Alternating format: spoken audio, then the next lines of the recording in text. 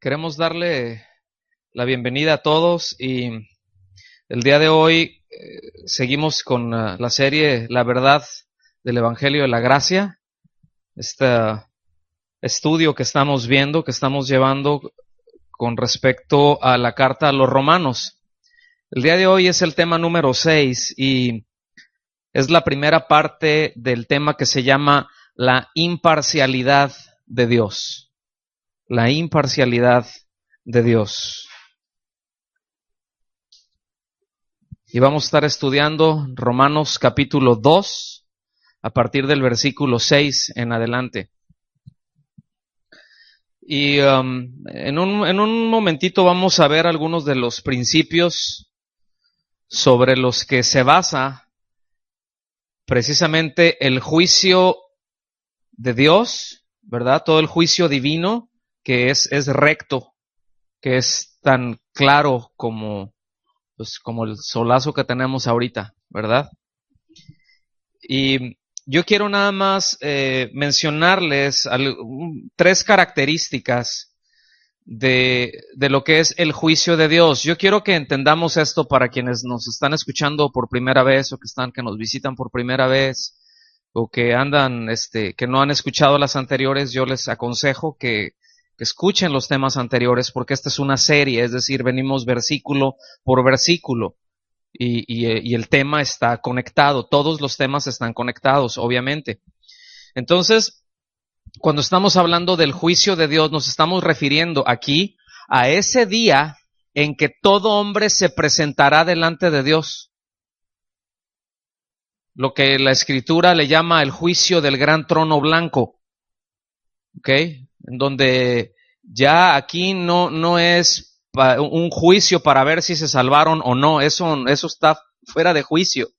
Eso es otro asunto y ahorita lo vamos a tocar.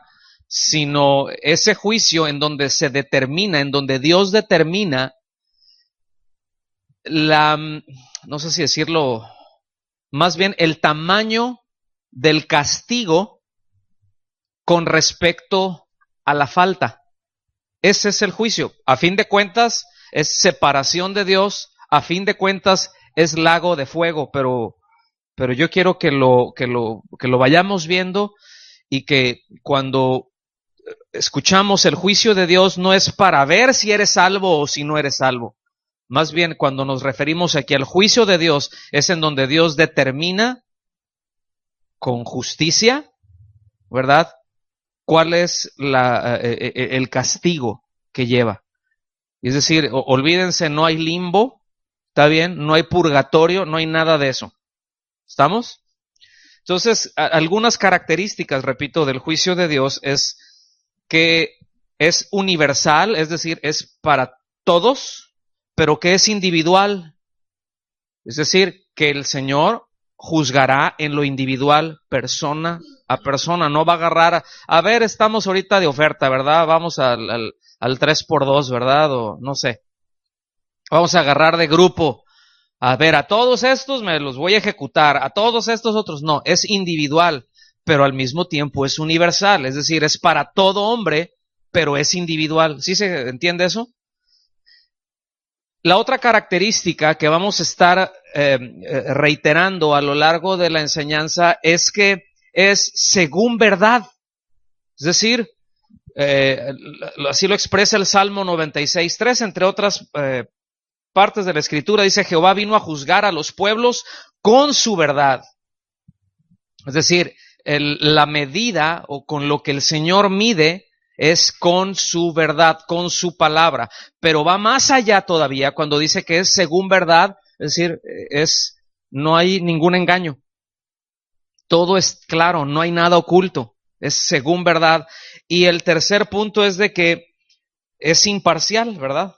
Entendemos que Dios no hace acepción de personas. Entonces, por un lado tenemos el conocimiento general de que Dios no se puede equivocar al juzgar. ¿Alguien piensa que Dios se puede equivocar al juzgar? Pues no se puede equivocar, Dios no se equivoca, ¿verdad? Es uno de los atributos de Dios, es de que es omnisciente, todo lo sabe. Todo lo sabe. Entonces, no hay error por cuanto es en verdad y con toda su sabiduría no hay error. Entonces, Él no se equivoca, ¿verdad? Sabemos que en el día, que el juicio que el Señor traerá a las naciones y a los individuos, pues no se le va a perder de repente por ahí el expediente, ¿verdad? Como a veces suele pasar con la justicia humana, que se está llevando ahí un juicio, ¿verdad? Y por ahí, ¿quién sabe qué pasó? Pero de repente no encuentran el expediente y no encuentran fulanito documento y se demora. No, el juicio de Dios no es así, ¿verdad? Tampoco van a haber omisiones en cuanto a las pruebas, en cuanto a los hechos que se presentan. No es de que va a quedar alguna de las evidencias que se presenten como que va a quedar fuera, como que esa no, es que si se presenta este hecho, eso va a determinar el juicio. Van a entrar todos, van a entrar todas las pruebas, no va a haber omisión de nada, ¿sí? Tampoco se podrán presentar falsos testigos, no van a haber testigos comprados, como hubo en el juicio del Señor, ilegal a todas luces. Entonces, vemos que todo esto nos deja ver la condición del hombre, ¿verdad? Cuando estoy referenciando o más bien diferenciando, entre el juicio, la manera en que el hombre juzga y la manera en que Dios juzga, cómo es el juicio del hombre y cuál es el juicio de Dios, pues eso nos deja ver la condición del hombre, ¿verdad? Y eso nos deja ver cuán necesario es el evangelio para el hombre. Ciertamente en donde Dios se muestra justo y a la vez se muestra lleno de amor y de gracia y de misericordia. Fíjense, aún en medio de eso, Dios muestra su amor, su gracia y su misericordia. Y algo que es necesario que entendamos, que sí quiero destacar con respecto a este tema que vamos a estar viendo, es de que, como dije en un principio, aquí nos está tratando el asunto de la justificación, porque se puede malinterpretar este texto. Ahorita lo verán, como dice el Proverbio 75.344, me estoy poniendo el guarache antes de espinarme. Entonces, les quiero decir esto, el texto se puede malinterpretar cuando se descontextualiza, ¿verdad? Yo lo que quiero señalar es de que aquí solo está enfatizando el pasaje acerca de la imparcialidad de Dios en la aplicación de su justicia. De eso se trata este tema. Eso es lo que vamos a estar hablando. Eso es lo que el tema que está viendo, ¿verdad? Cómo su justicia se fundamenta, pues, en la verdad, ¿no? El tema de la justificación lo toca más adelante y deja muy en claro que es por fe, que no es por obras, etcétera, etcétera. Ya llegaremos allá. Ahorita estamos en ¿cómo se llama este tema? La imparcialidad de Dios. Es un atributo de Dios, que Dios es imparcial, ¿verdad? En el versículo 6, vengan conmigo ahí del capítulo 2 de Romanos, dice que en el versículo 5 dice que el juicio de Dios es justo. Vimos ya anteriormente que es según verdad, y dice, hablando de Dios, aquí en el versículo 6, el cual pagará a cada uno, diga conmigo, a cada uno. Dice cómo está enfatizando la responsabilidad individual, sin excepción, sin excepción. Dice, el cual pagará a cada uno conforme a sus obras. Es decir, que la retribución en el día del juicio va a ser justa. ¿A qué se está refiriendo esto? A que el castigo será justo con respecto a la falta. ¿Ok? Eso es justo. Esta falta este castigo es el justo. Y bueno, los seres humanos tenemos una idea de justicia, y ahorita vamos a entrar un poquito más allá. Pero para empezar, debemos de tener constantemente presente que este versículo, fíjense bien, si hemos de entender, si hemos de interpretar correctamente, en este versículo no está hablando acerca de los creyentes, sino que está hablando acerca de la condenación al incrédulo, y que ese juicio, que esa condenación, que el veredicto que el juez dé, que será Jesucristo, es justo. Eso es lo que está diciendo el versículo, en pocas palabras. ¿Está bien? El Salmo 62:12, anótelo, dice: y tuya, oh Jehová, es la misericordia. ¿De quién es la misericordia? ¿Quién es la fuente de la misericordia? Dicen los salmos, ¿verdad? Porque para siempre es tu misericordia. Más alta que los cielos es tu misericordia. Tus misericordias son nuevas cada mañana.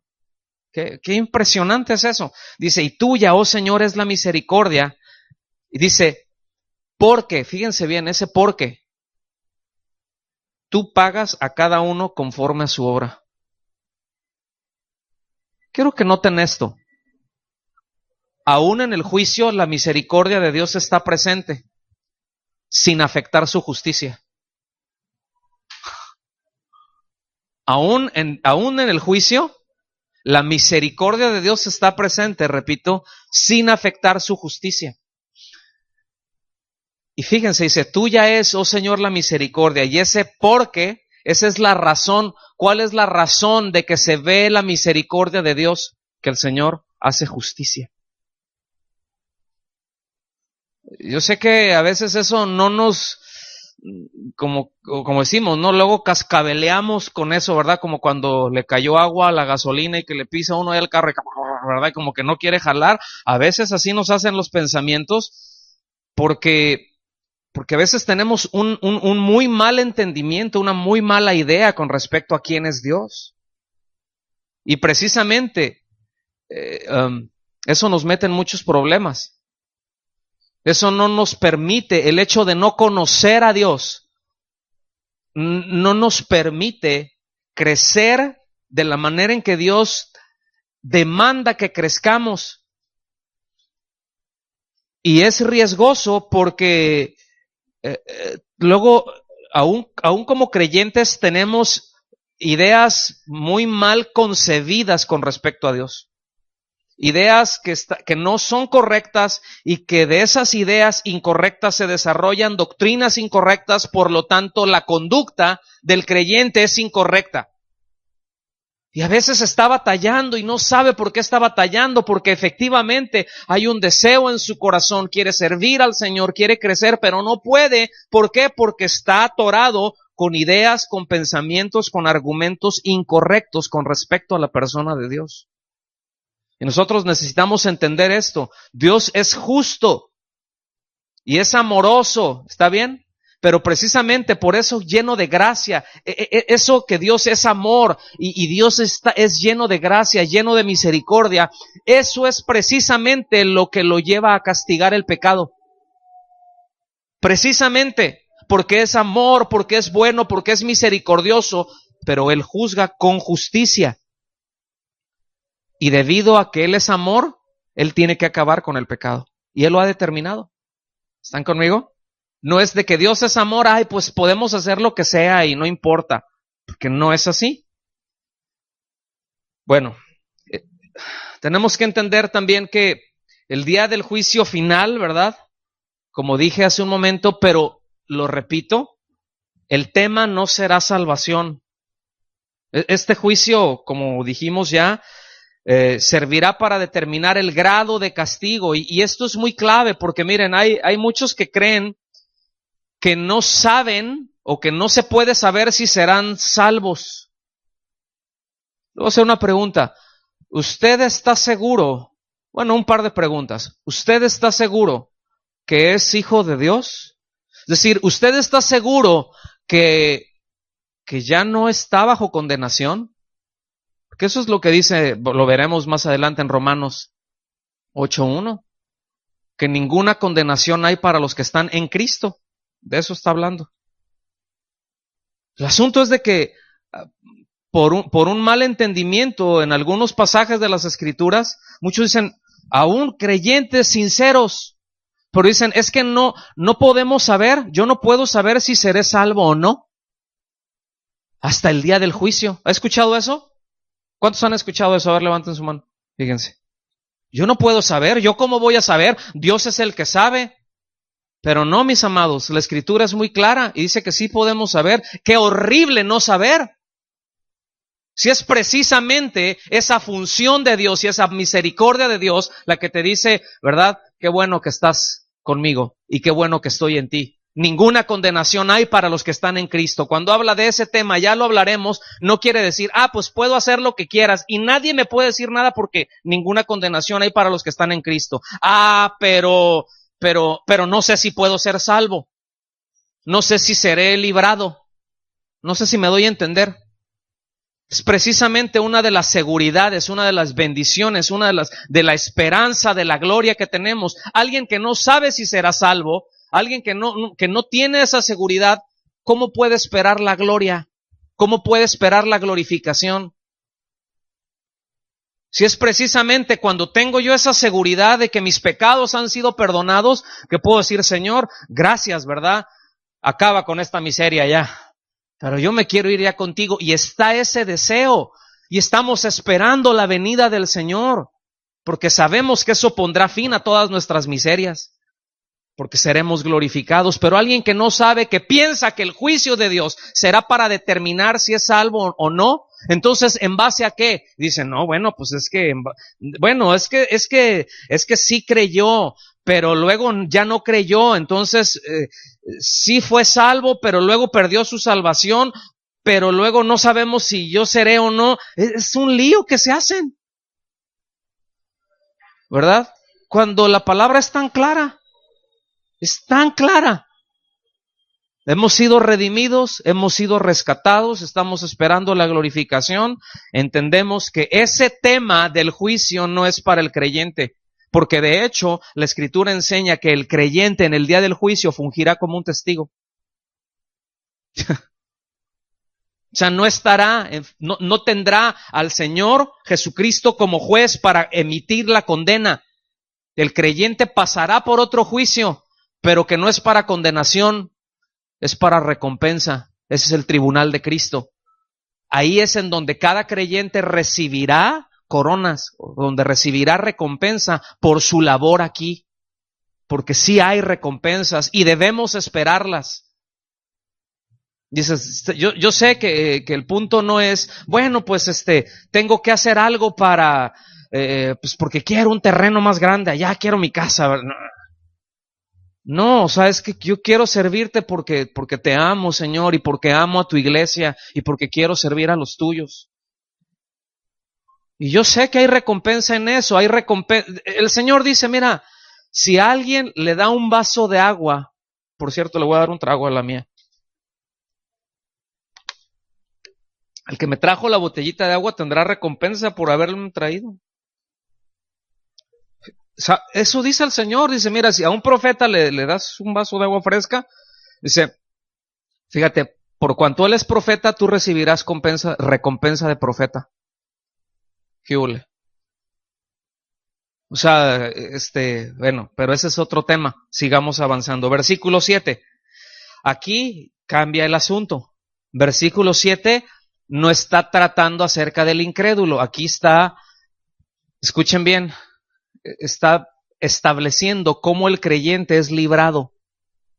Versículo 7 dice, vida eterna a los que perseverando en hacer el bien. Esto habla de confianza en Dios, no en los esfuerzos de uno. O sea, no es porque alguien puede ser salvo por sus obras, porque se porte bien. No está hablando de eso. ¿Ok? Dice, buscan gloria e inmortalidad. Y aquí el término más amplio sirve para designar el estado final del hecho de haber sido salvo, de la bendición de haber sido salvado. ¿Cuál es el estado final de alguien que ha recibido la vida eterna? Entendamos, vida eterna es la vida de Dios. Es el Zoe o el Sao de Dios. ¿Ok?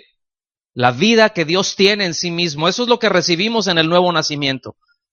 ¿Qué es lo que reciben? Vida eterna. ¿Y qué es lo que será el estado postrer, el estado final de alguien que ha nacido de nuevo? Gloria, la glorificación, honra.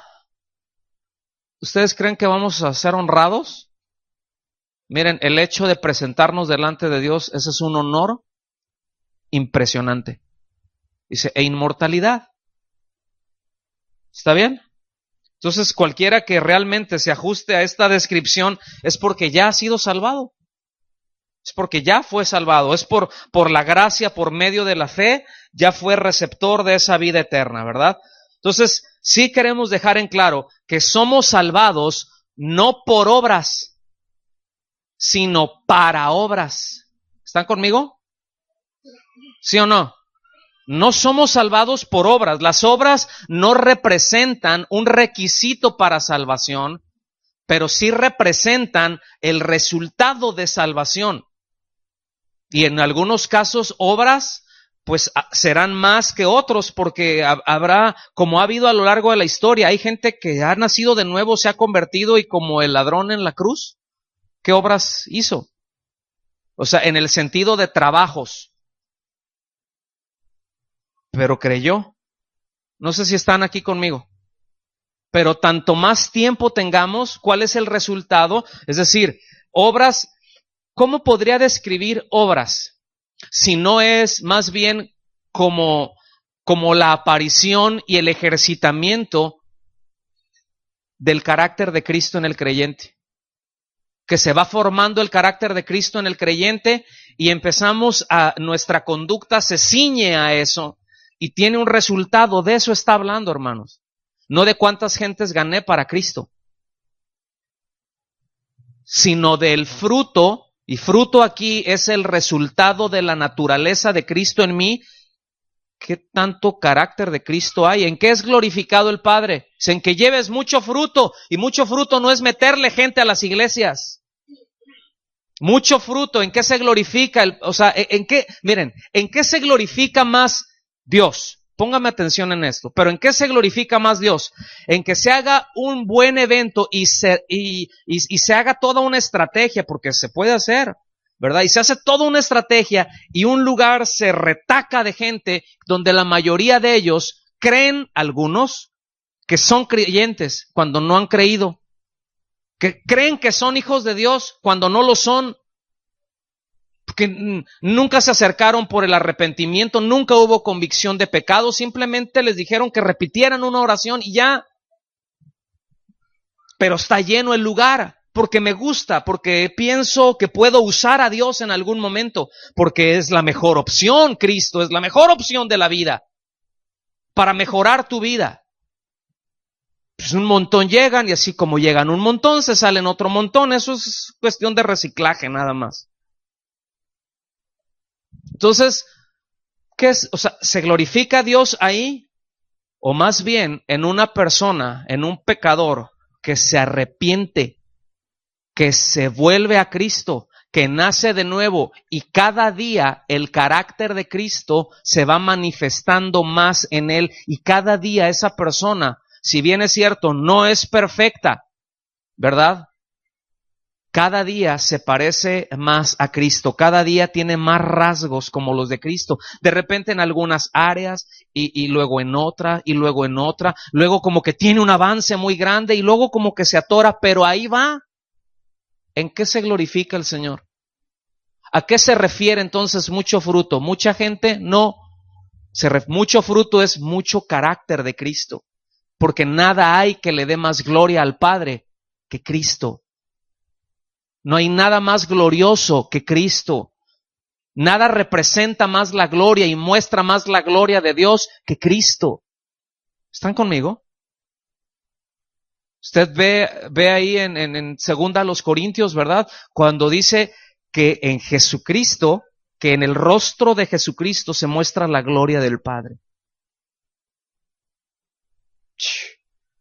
Entonces somos salvados no por obras, sino para obras. Eso es lo que dice en Efesios 2:8, que las obras son el resultado de la salvación, no la causa meritoria, no lo que ocasiona el mérito. Mis obras no obtienen ningún mérito para ser salvado, ni para retener la salvación. Mis obras no lo hacen, porque aún esas obras no se originan en mí.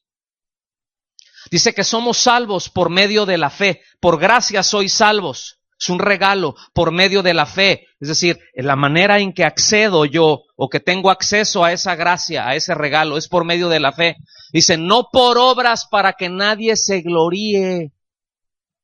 Entonces, no es por obras que recibimos salvación, Sería contradictorio pensar que el juicio de Dios es para ver si se salva, a ver cuántas obras hizo, y así como que va a sacar un balance de haber y deber, ¿verdad? ¿Cuánto hiciste? ¿Cuántas buenas? No, estas 2 buenas, pero hiciste 30 malas, pero esta estuvo buenísima, esta eliminó a 15 malas. Entonces ahí la llevas. No, o sea, no por obras para que nadie se gloríe, que nadie pueda jactarse, que está ahí y que tiene un mérito para poder estar delante de la presencia de Dios y para recibir la vida de Dios. Ninguno de nosotros tenemos mérito. Todo el mérito es de Cristo. Su justicia fue dada al creyente y nuestro pecado fue acreditado a Él. El que no conoció pecado, por nosotros se hizo pecado, para que nosotros fuésemos en Él hechos justicia de Dios. ¿Ok? No por obras para que nadie se gloríe. Dice, pues somos hechura suya. Escuchen bien, en el versículo 10 de Efesios 2 dice, creados en Cristo Jesús para buenas obras, y dice, las cuales Él, Cristo Jesús, preparó de antemano desde antes de la eternidad para que anduviésemos en ellas. O sea, ¿andamos en buenas obras? ¿Cree que se originó en nosotros? No. Fue algo que Él preparó. ¿Se está produciendo el fruto del carácter de Cristo en nosotros? ¿Creen que tenemos algún mérito? Sí, porque yo he sido perseverante. Pues esa perseverancia viene por gracia de Dios. No es por mérito propio. Todo es por gracia, hermanos. Todo es por fe y para fe. Se origina en la fe y la conclusión es la fe. Entonces no debe de interpretarse que la vida eterna puede ganarse por los que están perseverando en hacer bien, ¿verdad? Porque esta misma carta enseña con una claridad impresionante que la justificación es solamente por la fe, ¿verdad? Y no hay contradicción aquí, pero el tema de este versículo, ¿verdad? Es el juicio y no la justificación, o del tema más bien. Versículo 8, aquí está la antítesis de lo anterior, o sea, lo contrario. ¿Qué es lo que hay para los que perseveran en la vida eterna? Para los que buscan gloria, honra, inmortalidad. Pero, digan conmigo, pero, dice, pero ira y enojo a los que son contenciosos y no obedecen a la verdad, sino que obedecen a la injusticia. Ira y enojo, ¿a quiénes? A los que son contenciosos. La palabra en el griego de contencioso se refiere a un mercenario. ¿Qué es un mercenario? Es un soldado profesional que cualquiera lo puede contratar, que cualquier nación lo puede contratar y le paga una lana y él mata y hace lo que sea por esa paga que le dieron. Habla de un mercenario, habla la clase de persona que hace lo que sea sin importarle, ¿verdad?, por un beneficio propio, aunque sus acciones afecten a los demás. Escuchen bien, esto es lo que dicen los contenciosos. Los contenciosos no se está refiriendo nada más a un peleonero, va más allá, hermanos, va a una actitud interna en el corazón, que no me interesa si te afecto o no. Dice, y no obedecen a la verdad, es decir, no obedecen al evangelio. Quiere decir que no quieren ser persuadidos por el evangelio, que se les presente el evangelio, pero no quiero, rehúso a creer, sigo en lo mío, no me interesa. Oye, pero es que el evangelio no me interesa, sigo en lo mío. De eso se está hablando, esto es lo que acumulan. Dice, pasajes anteriores, pero en el mismo capítulo dice, atesoran ira para sí, guardan eso como si fuera un tesoro, y no es de que Dios les vaya guardando más ira, ellos van haciendo su guardadito ahí. Entonces, en cuanto a la expresión, desobedecen a la verdad, pero obedecen a la injusticia, pues nada más compare ahí, ¿verdad?, en lo que habla en el versículo 18 del capítulo 1, de los hombres que tratan de suprimir, de quitar la verdad con injusticia.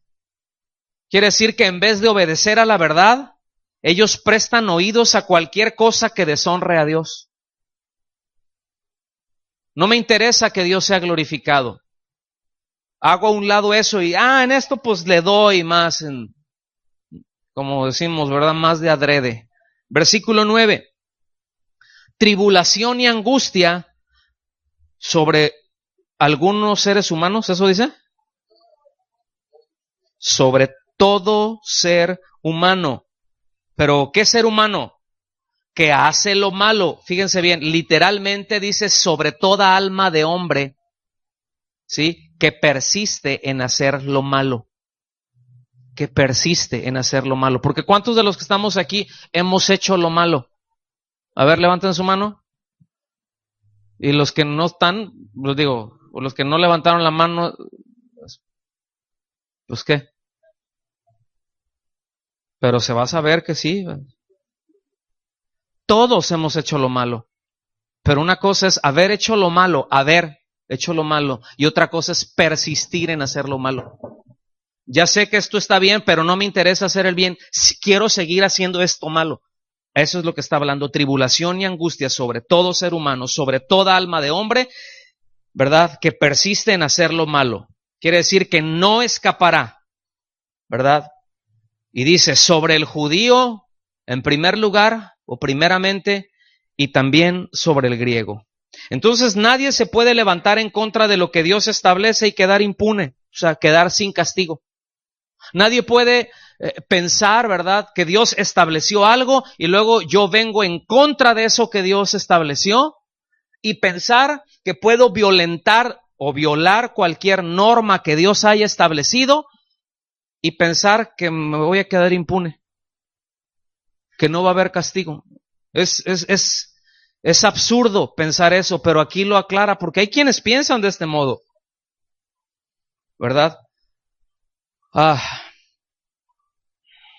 El judío, dice primeramente o en primer lugar el judío. ¿Por qué dice en primer lugar el judío? O sea, ¿por qué dice que en primer lugar el Señor se va a surtir al judío? ¿Por qué será primeramente? ¿Porque es su pueblo? Bueno, ¿ustedes se acuerdan que la salvación dice el judío primeramente? ¿Y también el griego? ¿De quién proviene la salvación? ¿De los judíos? O sea, ¿el judío tiene prioridad en la salvación? No, aunque no nos guste. Pero el judío tiene prioridad en la salvación. Pero escuche bien, tiene prioridad en el juicio. ¿Qué le habla eso? De la imparcialidad de Dios, que no es favoritismo. Es simplemente una cuestión de orden histórico en la salvación, nada más. No es favoritismo, no es que sean sus favoritos, no es que sean sus chiqueados, ¿verdad? Porque luego se encuentran, hasta calcomanías hacen luego, hoy soy la chiqueada del Señor, ¿verdad? Dios no tiene, no, es imparcial, absolutamente imparcial, ¿sí? Ay, soy un reyesito del Señor, relleno de algo serás, pero, o quién sabe qué tendrá rellena la cabeza, pero, no. Está hablando de prioridades, nada más, ¿sí? Es decir, miren, en otras palabras, por algún punto el Señor iba a empezar a salvar a la humanidad, empezó por los judíos. Pero también por algún punto va a empezar a juzgar, será con los judíos. Y ahorita vamos a ver por qué, ¿verdad? O sea, pregunta, nada más quiero así recordar rápido. Sí quedó claro que las obras no son base de la salvación, sino que es evidencia de la salvación. ¿Sí quedó claro eso? Ok, muy bien. Vayamos al versículo 11, porque aquí está el tuétano del asunto. Porque, digan conmigo, porque para Dios no hay acepción de personas. Dicen, fíjense, o sea, Dios va a bendecir, o sea, el estado postrer de alguien que ha recibido la vida eterna es gloria, honra e inmortalidad, pero ira a los que persisten, ¿verdad? Juicio, tribulación, angustia a los que persisten en hacer el mal. Dice al judío primeramente y después al griego. Dice, ¿por qué? O sea, la razón de todo esto es, dice, porque para Dios no hay acepción de personas. ¿Qué es acepción de personas? La palabra griega, para decir, como se traduce acepción de personas, quiere decir parcialidad. O sea, Dios es imparcial. Ese es el tema. Ese es un atributo de Dios. quiere decir favoritismos. Entonces, Dios no tiene favoritos. Dios es imparcial. En Deuteronomio 10:17 dice, porque Jehová vuestro Dios es Dios de dioses y Señor de señores. Él está por encima de todos, ¿verdad? Es decir, que alguien dice, pues yo tengo este Dios. Bueno, pues el único Dios verdadero está por encima de ese. Ay, es que mi Dios sí es muy bueno y mi Dios sí me deja pecar y lo que sea y Él no castiga y no manda al infierno. Bueno, el tuyo no, el único Dios verdadero sí. Él es Dios de dioses. ¿Están conmigo? No, Dios no castiga. Bueno, a lo mejor tu Dios no, pero el Dios de la Biblia, el Dios que está por encima de esos dioses que se hace la gente en su cabeza o en algunos casos lo hacen con sus manos, Él está por encima de ellos, ¿verdad? Y alguien puede decir, pues yo soy Señor, yo soy el gerente de papas fritas S.A. y soy el que tiene más. Bueno, hay alguien que está por encima de ti. Está dejando claro que no hay ninguna persona a la que Dios esté sujeto. Es Dios de dioses y Señor de señores. Y dice, Dios grande. No dice que es un Dios grande. Literalmente es el Dios grande. Poderoso, o sea, el Dios poderoso. Y temible, el Dios temible. Dice, que no hace acepción de personas ni toma cohecho. O sea, que no se deja llevar por las apariencias y que nadie le puede pasar una feria ahí para corromperlo. Que nadie le puede decir, ay, sí, Señor, mira, voy a hacer esto y voy a hacer esta manda y ahora sí te voy a cantar este canto y ahora sí te voy a servir con eso, pero ya aplaqué tu ira, ¿verdad? No. Dios no hace acepción, Dios no admite cohecho. Por eso, las motivaciones de nuestro corazón para todo lo que hacemos es muy importante, ¿verdad? Y esta es la imparcialidad de Dios.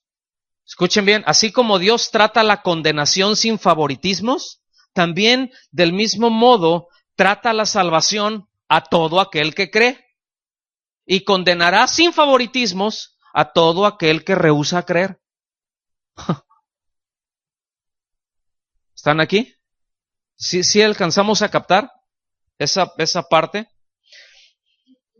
Yo creo que todos tenemos muy claro que en los tribunales humanos, en el que sea, aunque digan que es un país en algunos en mayor o menor medida, pero en todos los tribunales humanos se muestra preferencia, ¿verdad?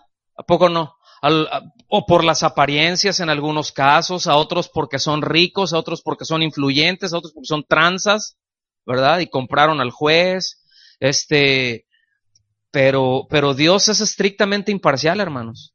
En el tribunal de Dios, ahí no hay parcialidad, ahí no hay nada de esto, ¿sí? No hay consideraciones de raza o de apariencia, ¿verdad? O que alguien pueda influenciar a Dios para algo, ¿verdad?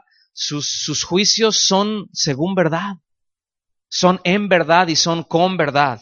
¿Estamos aquí? Fíjense, versículo 12. Todos los que sin la ley han pecado, ¿qué quiere decir sin la ley? A ver, vamos aterrizando, porque los versículos que siguen son claves. ¿Por qué dice, todos los que sin la ley han pecado, sin la ley también perecerán? Bueno, ¿qué es sin la ley? ¿Sin la ley de quién? No, sin la ley de Moisés. Sin la ley de Moisés. Dice, todos los que sin la ley de Moisés han pecado, ¿qué es lo que establece la ley? Lo que es pecado y lo que no. Eso establece la ley de Moisés, las cosas cómo se deben de conducir las personas. ¿Está bien? En este caso, a los que están sujetos a esa ley. Dice, todos los que sin ley han pecado, o sea, sin la ley de Moisés, sin la ley de Moisés, también perecerán. Fíjense que aquí está la equidad y la imparcialidad.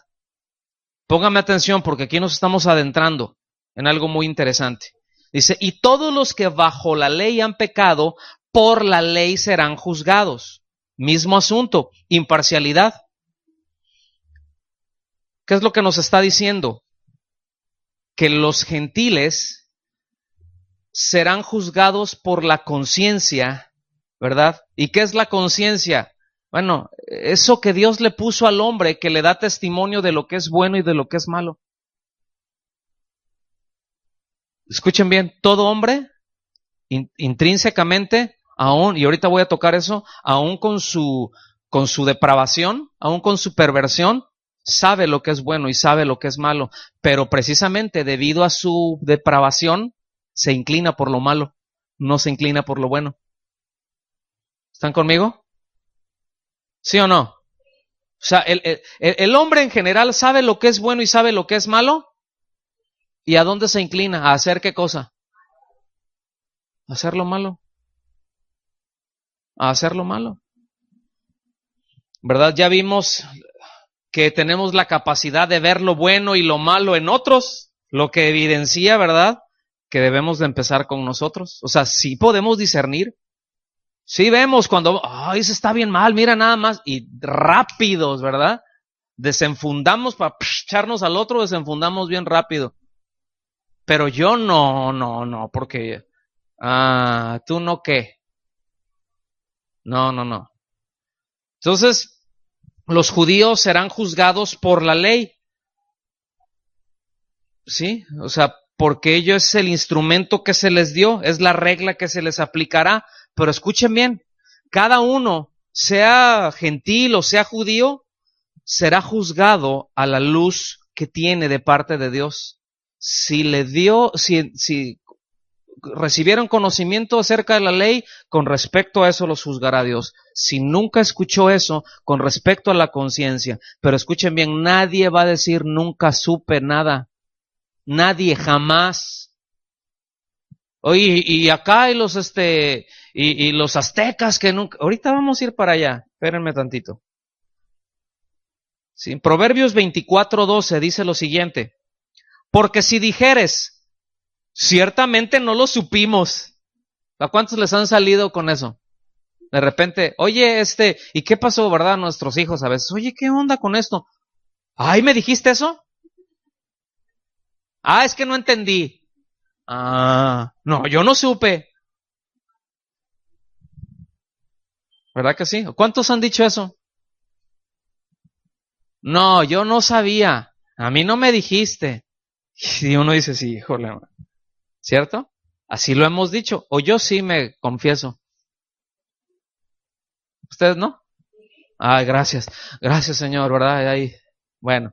Dice, porque si dijera ciertamente no lo supimos, dice, ¿acaso no lo entenderá el que pesa los corazones? ¿Quién es el que pesa los corazones? ¿Quién es el que ve lo que está en nuestro corazón? ¿Quién es el que puede decir en nuestro corazón, pesé tu corazón y mira, estás falto? Puse tu corazón en balanza y se inclina a la maldad. Ay, no, Señor, yo no supe. Ajá. No os engañéis, Dios no puede ser burlado. Ay, pero es que yo pensaba distinto, Señor. Vamos a ver tus pensamientos, vámonos a tu conciencia. Vámonos aquí.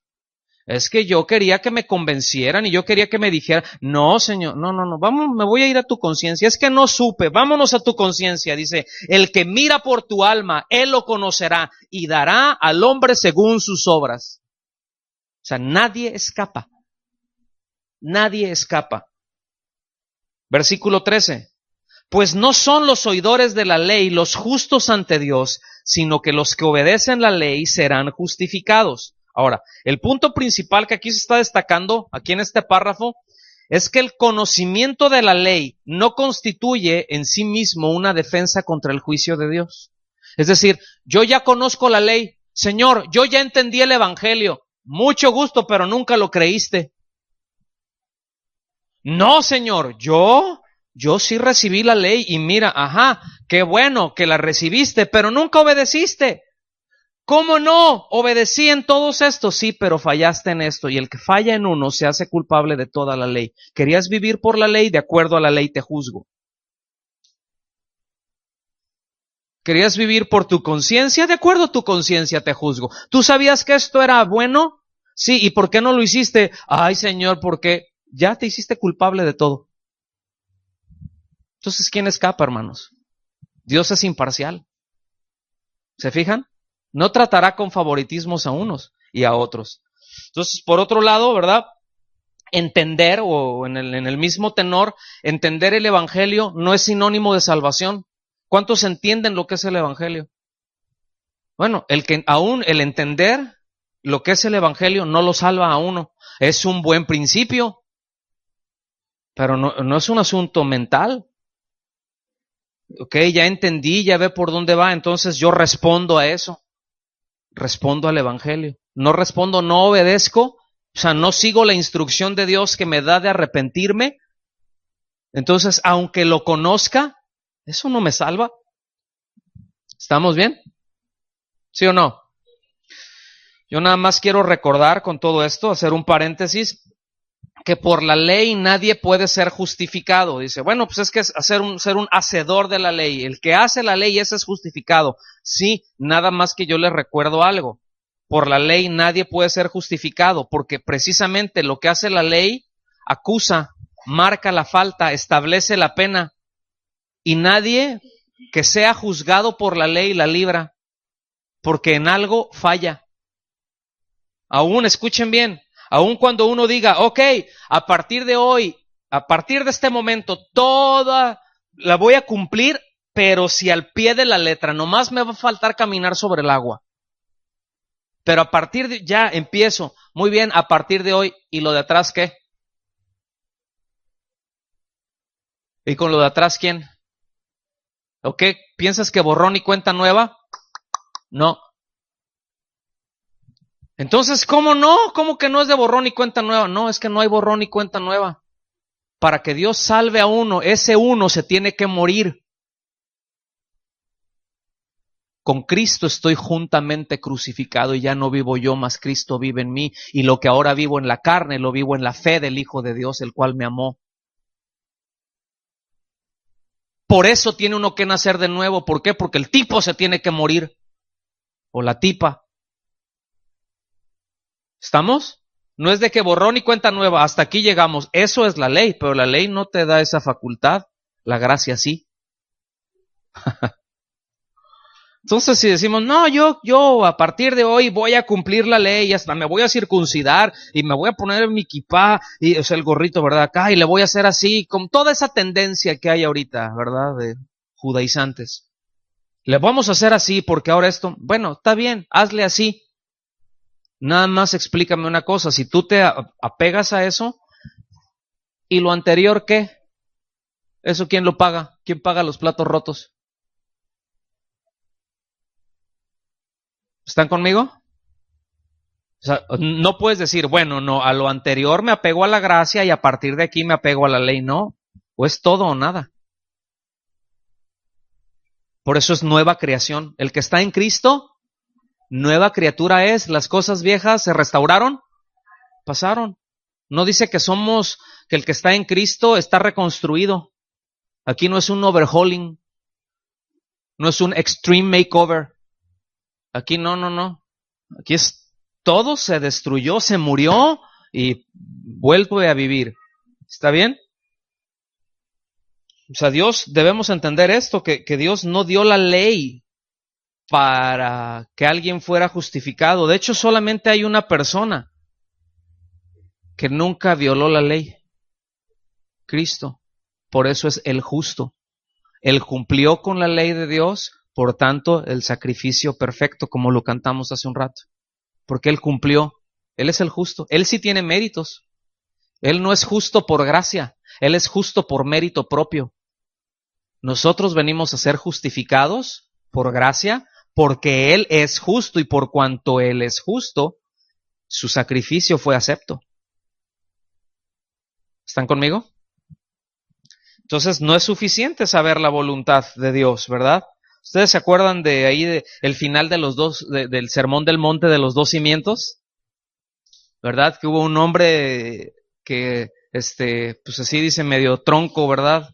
Que recibió la instrucción de Dios, pero no hizo. Y otro sabio hizo lo que se le dijo. O sea, fue obediente. Es decir, uno se apegó El imprudente se apegó a sus propios razonamientos y no siguió lo que estableció Dios. Y el otro fue sabio y se ciñó a lo que Dios estableció. Vinieron las mismas cosas sobre uno y sobre otro, pero uno fue arruinado y el otro está firme. Entonces, no es suficiente el hecho de saberlo. ¿Estamos bien? Versículo 14. Dice, cuando los gentiles que no tienen la ley, ponga mucha atención en esto, porque aquí hay como un juego de palabras, pero ponga atención en esto. Dice, cuando los gentiles que no tienen la ley, ¿cuál ley? Ok. Que no tienen la ley de Moisés, hacen por naturaleza lo que es de la ley. ¿De qué ley? Ok. Dice, estos, o sea, los gentiles, aunque no tengan la ley, son ley para sí mismos. Entonces, a ver cómo está eso. Si estos no tienen la ley de Moisés, a ellos no se les entregó la ley, pero hacen por naturaleza lo que es de la ley. Ahorita vamos a ver en el versículo 15 las obras de la ley. Dice, estos, los gentiles, aunque no tengan ley, son ley para sí mismos. ¿Qué quiere decir? Que hay un conocimiento innato del bien y del mal. ¿Qué es lo que enseña la ley? Lo que es bueno y lo que es malo. ¿Cierto? Y lo que es malo, o sea, miren, se los voy a poner de esta manera. La ley establece, le pone nombre, o sea, la ley de Moisés le pone nombre, legaliza el pecado. ¿Qué es el pecado? Es una ofensa contra Dios. Escuchen bien, lo voy a llevar más allá. La ley es un crimen contra Dios. El pecado, perdón, es un crimen contra Dios que la ley castiga. ¿Qué es lo que se castiga? Aquí en la tierra, ¿para qué nos dan la ley? ¿Para qué tenemos leyes? ¿Para recompensar a los buenos? ¿Para castigar a los malos? ¿Sí? ¿A nadie felicitan si usted hace el alto cuando se pone el semáforo? ¿Verdad? ¿O sí le han llegado cartas de felicitaciones o se para ahí, ¿verdad? Se detuvo y al ratito ahí el tránsito le dice, a ver usted, joven del carro negro oscuro, oríllese a la orilla, ¿verdad? Y ya ahí te paras, ¿verdad? Y llega el policía, ¿verdad? Y dice, felicidades, le traigo aquí un refresquito, oiga, porque, mire, lo vengo observando y no ha cometido una sola violación al reglamento de tránsito. Felicidades. ¿Qué quiere? ¿Unas papitas o unos chicharroncitos? ¿O qué le traigo de snacks? Mire, aquí le manda el señor gobernador, ¿verdad? Un vale para que vaya al mejor restaurante, ¿verdad? ¿Eso hace la ley? ¿Pero te pasas un alto y te cachan? Bueno, si nos pasamos el alto, si infringimos algo y el policía es honesto o tú no te dejas corromper o no lo corrompes, que te multen. Porque luego decimos, no, mira, acá pues la multa era de 1,000, pero pues qué bendición, le di 100 y ya con eso la libré. Gracias, Señor, fue una bendición. Corruptos los que hacen eso. Usted le da mordidas a alguien corrupto, aunque venga a la iglesia. Buenas tardes, ¿me siguen amando? Y los que me escuchan en internet también, gracias. Entonces, la imparcialidad de Dios se manifiesta y opera en conformidad a la condición del individuo. Es decir, miren, ¿a qué me estoy refiriendo con esto? Número 1, a la luz de la naturaleza, es decir, a la conciencia. ¿Ok? O sea, la justicia de Dios, la imparcialidad de Dios, ahí se manifiesta. Alguien no recibió la ley, pero le dio conciencia. Bueno, el otro punto es a la ley de Moisés. Sí tienes conciencia y tienes la ley de Moisés. Entonces, esa es la que nos aplica. Pero escuchen bien, también está a la luz del Evangelio. Tenemos conciencia, hemos visto la ley de Moisés y tenemos el Evangelio. ¿Con cuál de esas piensa el hombre? O sea, ¿por dónde piensa que se le va a escapar a la imparcialidad de Dios? Señor, ¿con cuál de estas quieres que te aplique? ¿Está conmigo? Digo, no lo va a decir así, pero es nada más para ubicarnos, ¿verdad? Esa expresión, son ley para sí mismos, equivale a decir que demuestra que ellos conocen lo que deberían o no hacer. Esto prueba que Dios ha dado a la humanidad esa conciencia, ese sentido moral, ¿verdad? Sin embargo, escuchen bien, nunca se ha encontrado a ningún gentil que no haya actuado en forma contraria a la luz de su propia conciencia. Es que a mí nunca me dijeron, supe de Dios, porque crecí allá en un lugar en donde nunca conocí a nadie. Fíjense, tipo Tarzán, ¿verdad? Allá, quién sabe por dónde, nunca conoció a ningún otro ser humano. Nadie le dijo nada. Sin embargo, Dios le va a juzgar. Y va a tener una conciencia. Y escuchen bien. Miren, se los voy a poner así. En algún momento, a lo mejor dicen, ay, esto qué bobada. Y bueno, sí, a lo mejor es un ejemplo bobo. Pero a donde voy es de que si mi conciencia que veía, por ejemplo, acuérdense que no he visto a ninguna otra persona. He visto animales y he visto eso. Entonces, en todo esto, veo que hay un animal que está herido.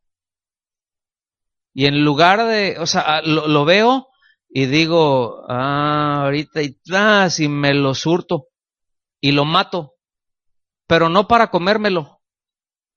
Simplemente, agarré y le arranqué la cabeza y luego le hice acá y para divertirme. ¿Eso qué es?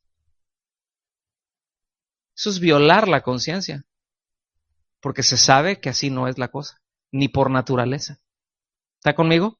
Es un ejemplo bobo, pero a donde voy, ningún ser humano jamás gentil haya escuchado o nunca haya escuchado nada acerca de Dios. Nadie puede decir que no ha caminado, que no ha hecho algo en contra de su conciencia. Nadie podemos decir eso. Por lo tanto, el veredicto es el mismo para todo hombre culpable, digno de juicio. ¿Está conmigo? Por eso dice, son ley para sí mismos. ¿Cómo la ve? ¿Alguien ha escuchado algo acerca del, por ejemplo, han habido otros, pero del código de Hammurabi, perdón? ¿Alguien ha escuchado eso? Acerca del código de Hammurabi. Hammurabi fue un rey babilónico que hizo un código muy ético, o sea, reglas, leyes con respecto a la ética,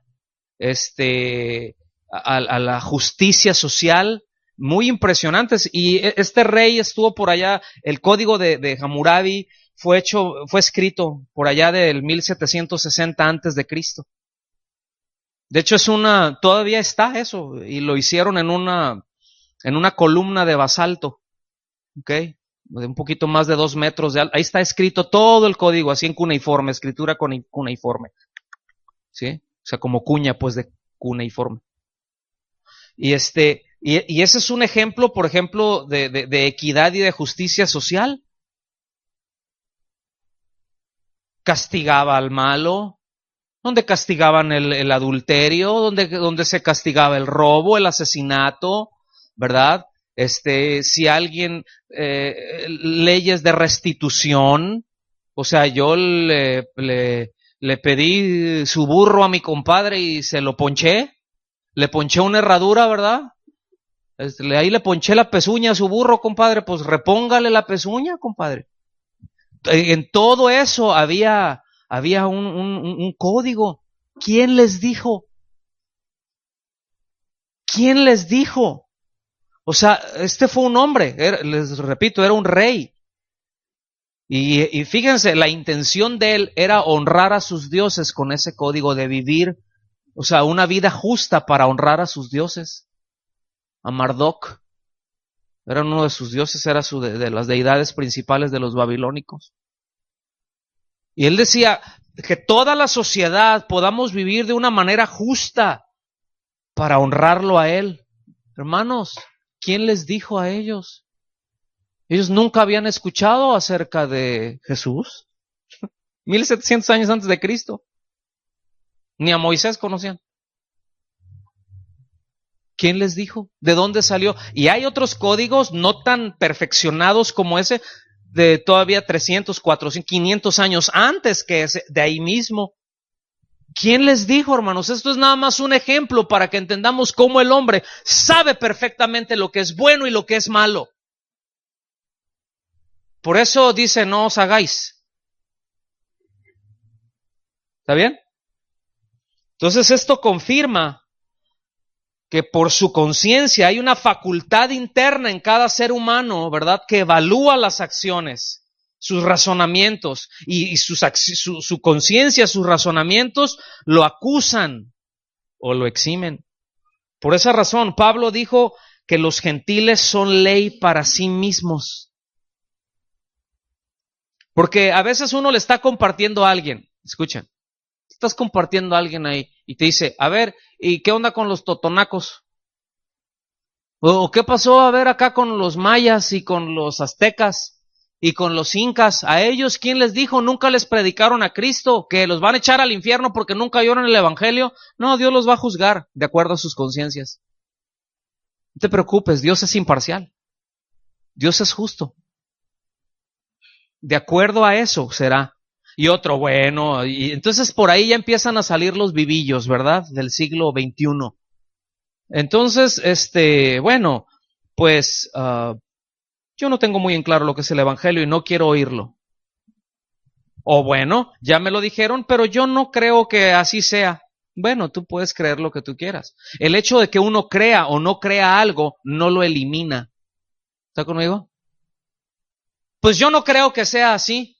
Bueno, por eso el juicio de Dios es según verdad. No es según a según. No es a según alguien crea. Es lo que Dios determina. Su palabra es verdad. Lo que Dios dice, eso es. Pero yo no creo lo que Dios dice. Ese es tu problema, mi estimado, mi estimada. Pues yo no estoy de acuerdo con eso. Bueno, también ese es tu problema. Pero que uno esté de acuerdo, que crea o que no crea, no lo elimina. Y dice, pues yo no creo así, yo creo en esta otra cosa. Tú puedes creer lo que tú quieras creer, lo que tú determines creer, créelo. Dios no te va a juzgar conforme a eso, sino te va a juzgar, en este caso, ya ahorita, de los últimos 2000 años para acá, según el Evangelio. Porque escuchen bien, todo hombre prácticamente lo ha escuchado. ¿Estamos? Quedaron muy calladitos. Versículo 15. Dice, mostrando, escuchen bien, mostrando la obra de la ley escrita en sus corazones. Aquí sigue hablando de los gentiles. Mostrando la obra de la ley escrita en sus corazones, dando testimonio su conciencia. Fíjense, o sea, el término conciencia, otra vez, ¿a qué se refiere?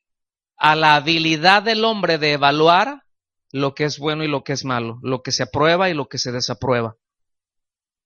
¿Sí? Y acusándolos o defendiéndolos sus razonamientos. Entonces esto explica cómo es que los gentiles, a veces por naturaleza, practican las acciones que la ley demanda, como lo mencioné hace un momentito. O sea, usted vea la mayor parte de las culturas, les voy a decir algo, incluso en la cultura azteca habían leyes muy, muy avanzadas con los aztecas, que prohibían, o sea, que penaban el adulterio, el emborracharse lo penaban, era penado emborracharse. La embriaguez era motivo de cárcel o de una pena, pero le daban duro, ¿verdad?, los sacrificios humanos. Como hay que, como hay que. Bueno, Dios les juzgará. ¿Sí me estoy dando a entender? Porque luego hay personas que dicen, no, pero yo quiero que me expliques esto. Bueno, ya te lo expliqué. Ya quedó claro. Porque a veces a veces la excusa es, no, bueno, pero si no me dices esto, entonces yo no me voy por ahí. Bueno, tu conciencia. No sé si me estoy dando a entender. El punto, mira, dile al que está a tu lado, nadie escapa, a no ser de que sea por el Evangelio. Entonces, fíjense, Pablo dice, mostrando la obra de la ley escrita en sus corazones. Y debemos de fijarnos que no dice que la ley escrita en sus corazones. No es la ley. Son las obras de la ley, las acciones de la ley. ¿Sí? O en otras palabras, lo que ordena la ley. Pero no la ley en sí misma. Esa viene con el nuevo nacimiento. Escribiré mi ley en sus corazones. Pero eso ya es para este tiempo. Ese ya es para el nuevo pacto. ¿Estamos aquí? Entonces, aunque a los gentiles, como dije hace un momento, no les fue dada la ley de Moisés, bueno, está el testimonio interior de lo que es correcto, ¿verdad? La obra escrita en sus corazones, tienen una conciencia que es testigo de su grado de obediencia a este sentido del bien y el mal.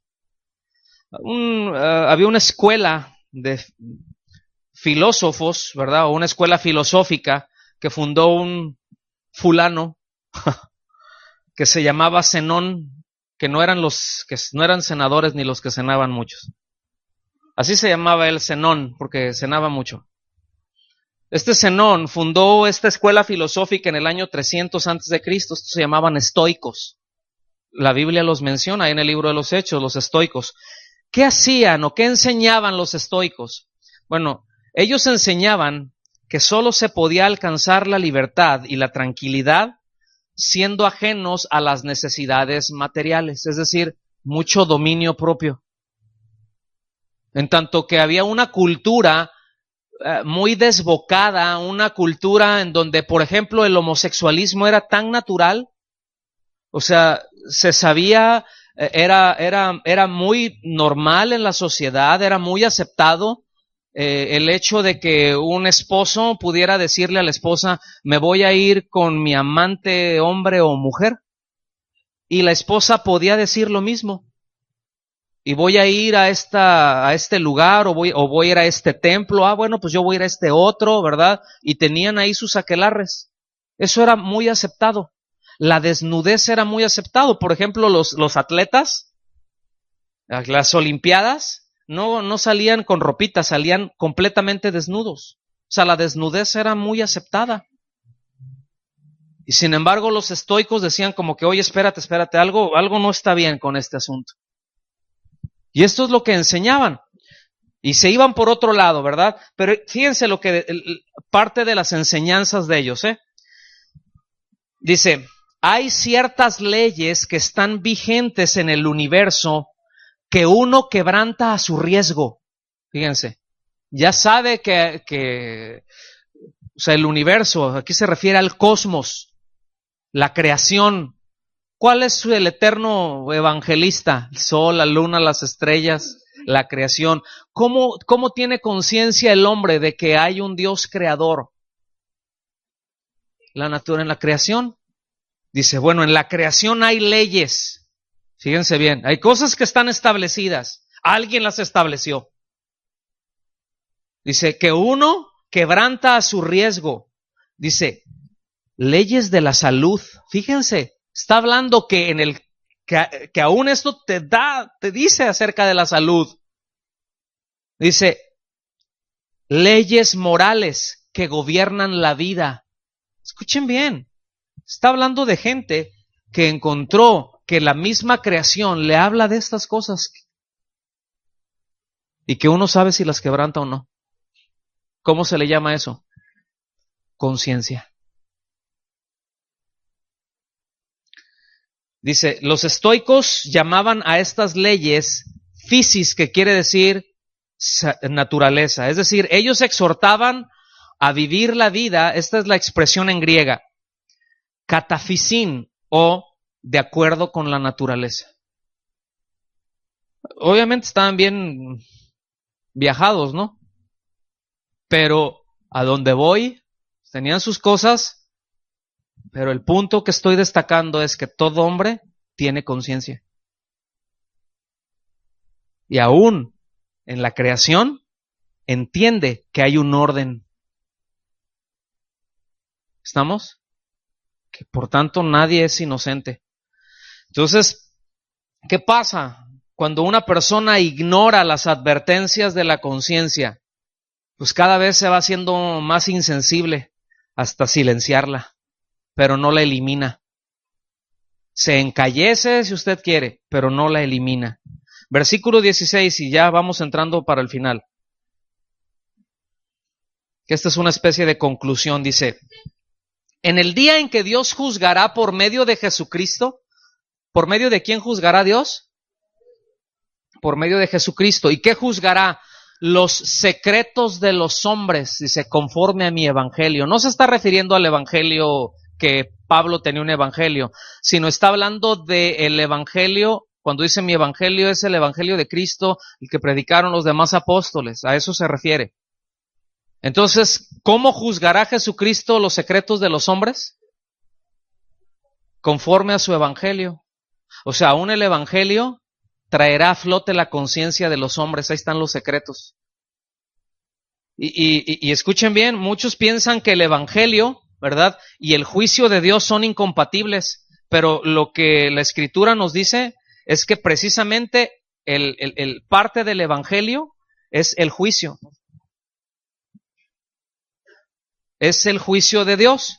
Entonces, queda claro que el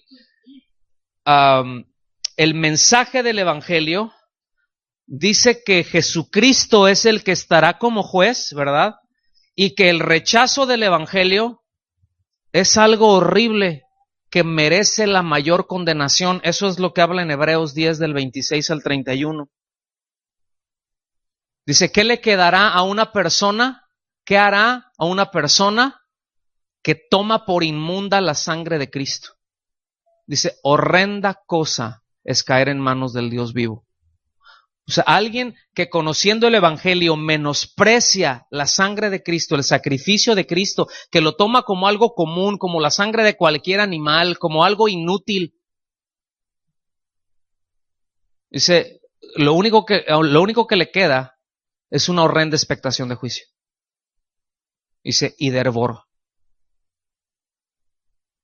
¿Están conmigo? Entonces, una cosa es nunca haber escuchado de Cristo y su evangelio y ser juzgado por Dios, quien apelará a la conciencia y será imparcial, ¿sí?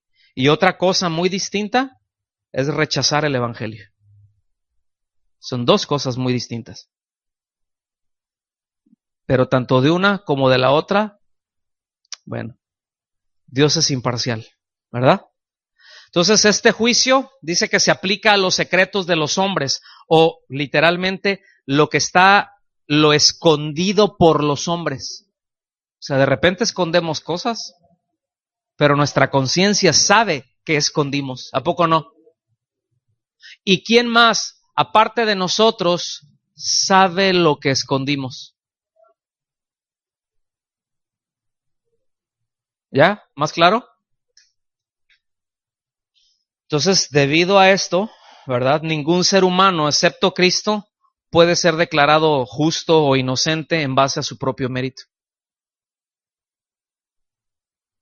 Nadie puede ser declarado inocente en base a sus méritos propios. Muy bien.